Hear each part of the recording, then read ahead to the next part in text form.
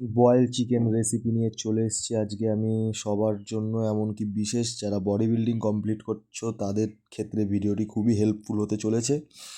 চিকেনটা ভালো করে বয়েল হবে।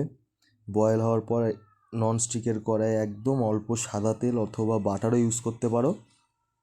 গরম হবে, গরম হয়ে গেলে ওর মধ্যে কেটে রাখা কিছু ভেজিটেবলস আমি দিচ্ছি, যেমন বিন, ধনেপাতা, পেঁয়াজ আর পেঁয়াজ কলি ছিল, জাস্ট এগুলো দিয়ে একটু নাড়াচাড়া করে যখন ভেজিটেবলসগুলো হালকা ফ্রাই হয়ে আসবে তখন গিয়ে বয়েল চিকেনটা এই ভেজিটেবলসে দিয়ে এক পিঠ এভাবে পিট ওপিট করে জাস্ট একটুখানি ফ্রাই করতে হবে বয়েল চিকেনটাকে। জাস্ট লাল লাল যখন হবে চিকেনটা, তোমরা দেখতে পাচ্ছ লাল লাল চিকেনটা হচ্ছে আস্তে আস্তে। এই যে যখন লাল লাল হয়ে আসবে চিকেনটা, তখন ওর মধ্যে 1 কাপ মতন রাইস দিয়ে একটু ভালো করে নেড়ে চেড়ে নেবে।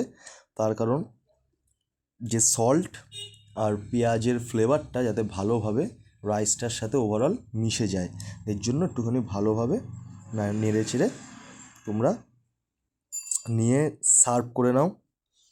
সার্ভ করে খাও, খেয়ে জানাও কমেন্টে কেমন লাগলো। জানি বিরিয়ানির মতন খেতে লাগবে না, একদম হেলদি ডায়েট।